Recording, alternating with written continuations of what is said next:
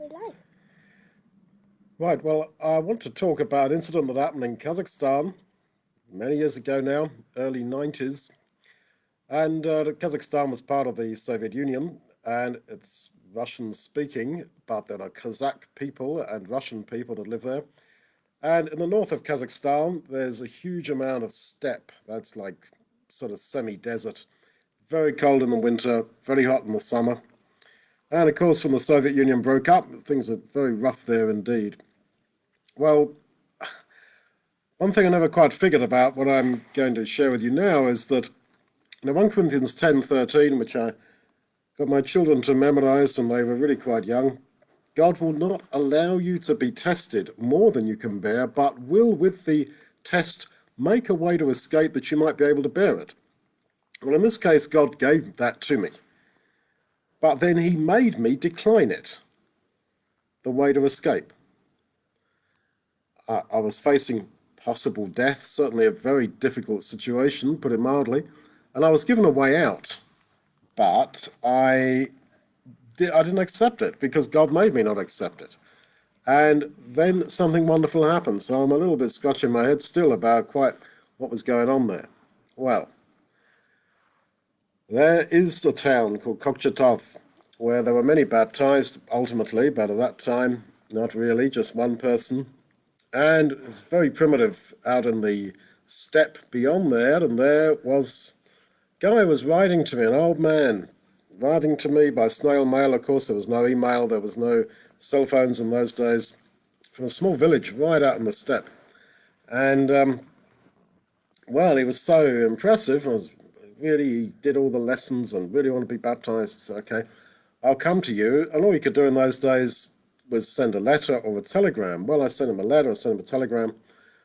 I'm coming, and I had this address. Well, there was from the town Kokchetov. It was about 4 hours on the bus to get to his place, and the bus basically turned around and went back. So I got a bus out there, and I thought, well, I'm stuck here now. There's no bus till tomorrow. And, well, I thought I'll find the guy, and hopefully I can sleep there with him.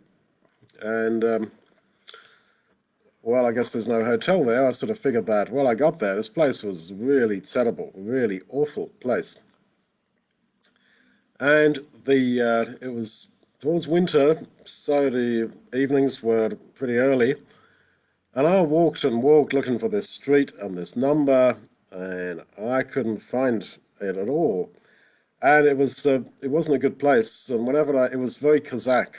And as a like white guy, I sort of stood out a bit. And I guess I was dressed a bit differently to how they were. It was extremely poor, this place. People were dressed very shabbily. Well, I'm not a great dresser, but I guess I looked different. And I had a rucksack on my back and so on. I asked people for this street and for this guy's name, and people wouldn't talk to me, or they tried to talk Kazakh to me, even though they spoke Russian. Well, as the night was falling, I thought, well, I got to find this guy. There's no hotel here. There's no bus back.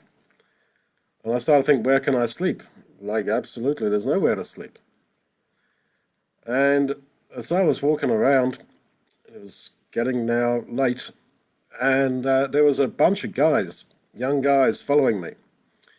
And they started shouting out from a distance, sort of fairly abusive kind of comments. And they were getting closer and closer and closer to me. And the comments were pretty nasty. They're threatening that we got knives and, yeah, we'll skin you and all that sort of thing. So I put my passport and whatever it was, bit of cash, down my underpants. So I thought, well, if they really do me, if they don't kill me, at least I've my passport, a bit of cash to carry on with. And, well, I couldn't walk very quickly because I had a passport down my underpants and a bit of money. And anyway, they were getting closer and closer, and they were shouting out pretty abusive things like, "Жалко у нас пистолета нет." Shame we don't have a pistol. No one has ножи есть, but we got knives. And well, they were getting closer and closer. I was walking as fast as I could with a passport down my underpants. And they were getting closer and closer. And this place was absolutely awful. It was totally depressed. The street I was walking along had like single-story houses with quite long gardens, like yards, and gates leading down through their sort of front yard to the properties.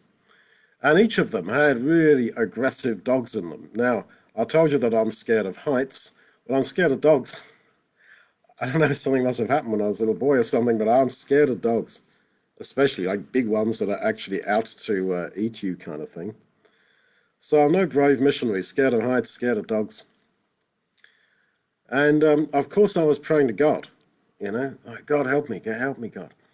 Um, and yet I couldn't get out of my head this line from Bruce Springsteen: "Ain't no angel gonna greet me on the streets of Philadelphia." And so half of my head was saying, God help me, and the other half of my head was playing this stupid line of a song that I just heard in cafes and stuff. There ain't no angel gonna greet me on the streets of Philadelphia, and I'm going to die on the streets of Philadelphia, as it were. There I was in the middle of nowhere in this place, right out in the steppe in northern Kazakhstan. And, well, these guys getting closer, and just as I was praying to God, please help me, and then, ain't no angel going to greet me, a white car pulled up. And there weren't many cars driving around that place. Now, there's not many white cars. There weren't many white cars in Kazakhstan. It wasn't the sort of color they had. In those days, all vehicles were pretty well Lada or Muscovich or something like that. But this was imported. I don't know what it was, Toyota or something. It's a very nice car, white car. It looked like it just been cleaned. And the window went down, and this guy there in a suit, a very nicely spoken fellow. He said, "Can I help you?" And I was dead scared of these blokes, this gang following me, who were really not that far behind me. And I said, "Well, I'm looking for such and such street." He said, "Well, I'm not from around here. I can't help you. I'm driving back to Kokchedov." Now, this is what, 4 hours on the bus, 3 hours by driving, in a car maybe, a bit more. And he said, "Look, I'll give you a lift. I'm just going back now." I said, "No, thanks, I'll get the bus." He said, "But the bus is gone." I said, "Yes, I know that." He said, "Where are you going to sleep?" I said, I can't find where I'm going." He said, "Where are you going to sleep?" I said, "I'm going to sleep in a hotel." He said, "There's no hotel here." Well, I said, "Yes, I know there's no hotel here." I said, "They're a very strange guy." And he said to me, "Look, get in the car. I'll take you back. I'm going to Kokchedov." He said, "That you needn't fear me." He said, "I'm an accountant, and I was just over the grain silos over there, just doing a job. And I just finished up, and I'm a like genuine straight sort of guy. No problem." I said, "No, I'm okay." Now, see, my point is that God gave me the way of escape, but why didn't I take it? As I said, 1 Corinthians 10:13, God will not allow you to be tested more than you can bear, but he will, with the temptation, the test, make a way to escape that you can be able to bear it. Well, there was my way of escape. This guy was some kind of angel, well, controlled by an angel, I do think. So he had a white car and all that. And why didn't I take it? And I just remembered he said to me, "Понимаете, you understand? Здесь бандитный город. Here is banditny город. Like this is like a bandit town. This is bandit territory." And I said, "Yes, I know." And he said, "There's no post. Post is like, let's say, police station. There's no police station here." Well, I didn't know there was no police station there, but, well, that kind of didn't surprise me. Yeah, that'll be right. So there's a dumb place, middle of nowhere, and there was no police station, no law and order. That's why everybody had these aggressive dogs in their front yard. Every man for himself. And there I was, nowhere to stay. Couldn't find this place. And I said no. He said, "Come on." He really tried to persuade me. And I said no. Well, it was God that made me say no. It was God that made me say no. Absolutely. I mean, every reason was to say, "Oh, thank you. And thank you, God, for saving me." But sometimes God works over and above human ability. Sometimes God puts words in your mouth. Sometimes, you know, God just acts in a way that is over and above you. And he made me say no. This guy sort of pitchingly looked at me and drove off.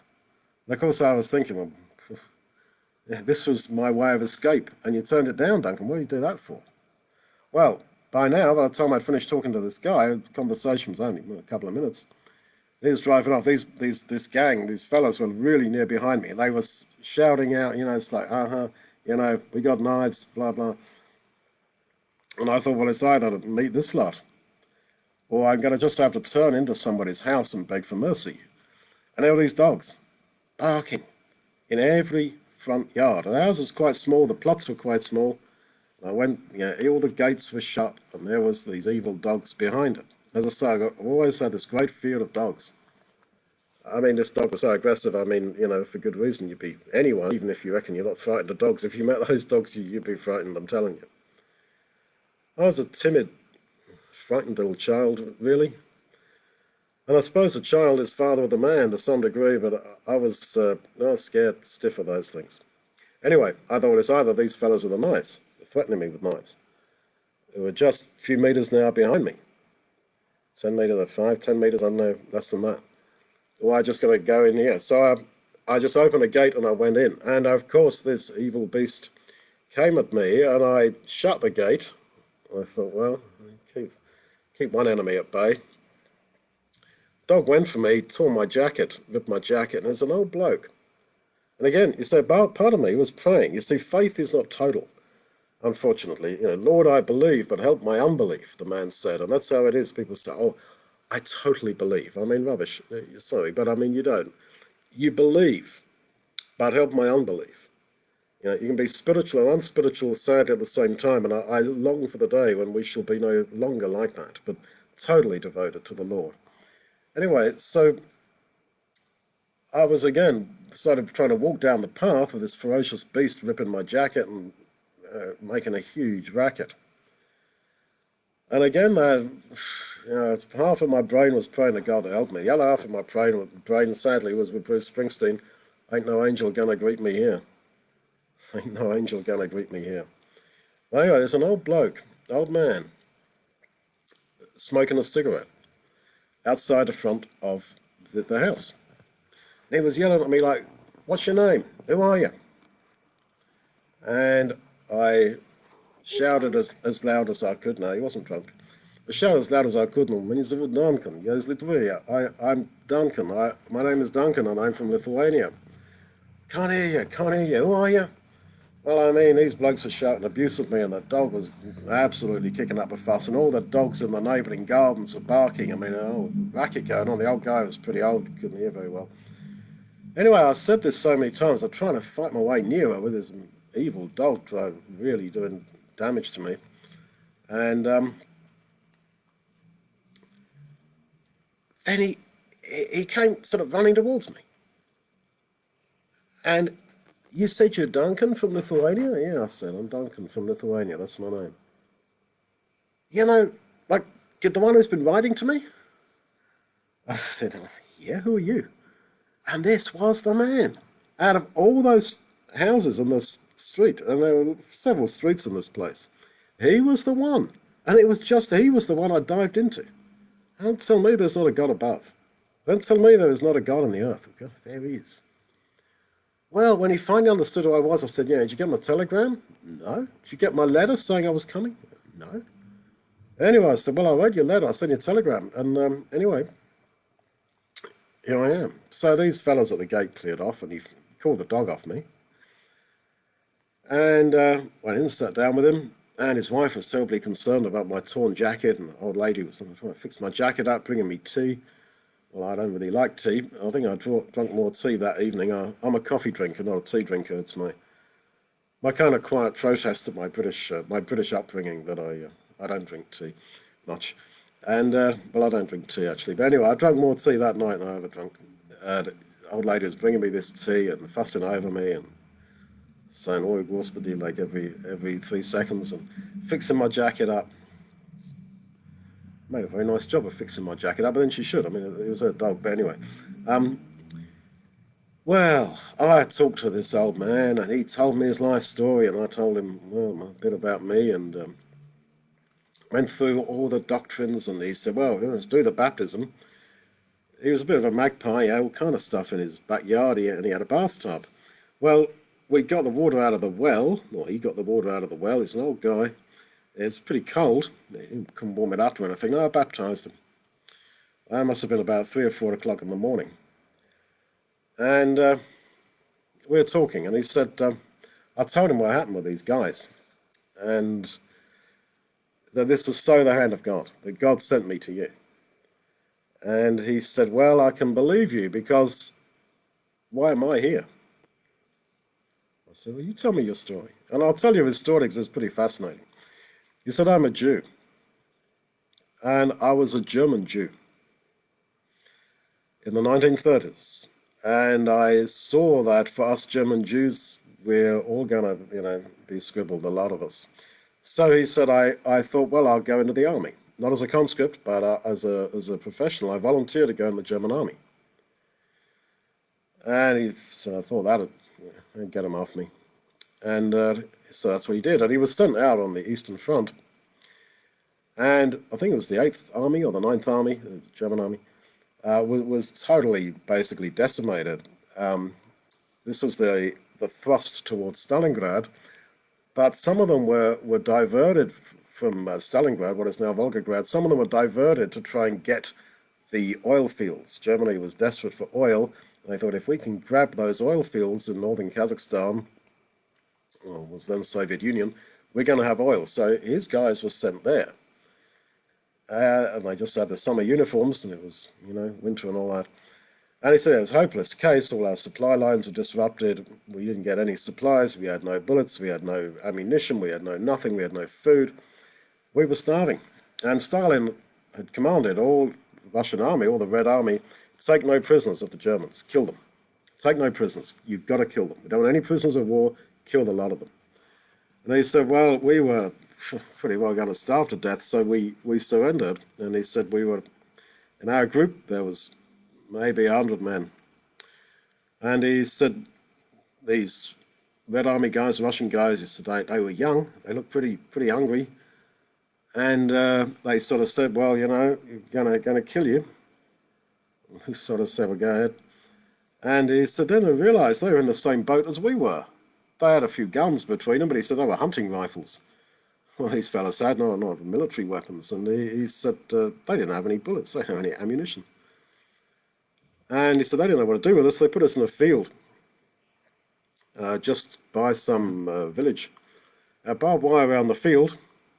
Well, it sort of left us there. I think the idea was to let us starve to death. And so we were very, very hungry, very weak. And he said, for some reason, he said, God made me do this, just like God made you refuse the guy in the white car to take you back to Kokshetov. God made me, he said, walk away from our group. And I walked to the fence, the barbed wire fence, and there was this Russian soldier there. He said, look at this guy. He's a teenager. This guy's a teenager. He's a kid. And he said, I walked towards this fella, and I looked him up and down. I caught him in the eye, caught his eye. Yeah, that kid just bolted. He just ran. He legged it. And there were some other Russian soldiers like around the other side of the field, and he just said, well, I decided to duck under the barbed wire fence, and I just ran. So I was all on my own, because I thought, well, they're just going to let us starve to death, And I ran, and so I came into a village. And it was evening, and I was walking down this street on the edge of the village in very tattered German military uniform. And he said, I didn't speak Russian. And he said, it's pretty obvious who I was. I was a German soldier. And Stalin had said, take no prisoners, kill them. So I was walking down the street, and a young woman, a teenager pretty well, was leading a pretty skinny cow, looking for all the world like it was true that she'd been with the cow in the field and she was leading this cow home. And he said, this girl looked at me and I looked at her, and her jaw dropped. and she sort of would have bolted, but he said it was fairly narrow where we were. And he said, I don't know Russian. I certainly don't know Kazakh. So he said, I don't speak in German. I don't speak in German. So the only other language I knew apart from German was Yiddish. That's the Eastern European form of Hebrew, because he was a Jew. There's a mixture of German, well, a bit of German, a bit of Russian, a bit of Polish, and Hebrew, bits and pieces of other things. And so he said, I don't know why, but I spoke to this girl in Yiddish. I thought, I just better not speak German. I don't know any other language. I know German, I know Yiddish. So he said, I spoke to her in Hebrew or in Yiddish. And she replied to me in Hebrew or in Yiddish. And I said to her, I'm a Jew. I'm a German Jew. And he said, you know, I have German military uniform on. And I desperately need help. I'm very weak. I need a drink and I need some food. I'm going to pass out. And this teenage girl said, follow me. So he followed her back to her parents' house, who were Jews. And he said their story of how they ended up there in northern Kazakhstan. I mean, basically due to Stalin. Anyway, that was pretty amazing. But anyway, he went in there. They looked after him. They accepted his story. I mean, it's pretty obvious he wasn't faking it. And he said, well, I stayed there. And I pretty well hid me because they'd have been in trouble. And of course, he said, I fell in love with a girl. That's the old dear, he said. His wife was fussing around me, bringing me cups of tea, trying to feed me, trying to fix my jacket. And he said, look, you know, I believe you about the man in the white car. And that God puts things in your head. Because that's what happens. So I'm left scratching my head a little bit as to why God sent some sort of an angel in a white car. I mean, he didn't have, you know, white wings or anything like that. But I mean, the guy was just an ordinary accountant, I guess, who sensed I was a visitor, or I was not local, and that he knew this was a bandit town, village, really. He called it a town, but Bandit Nigorod, but it is a village. And guess you want to be kind to me, he saw what was going to happen.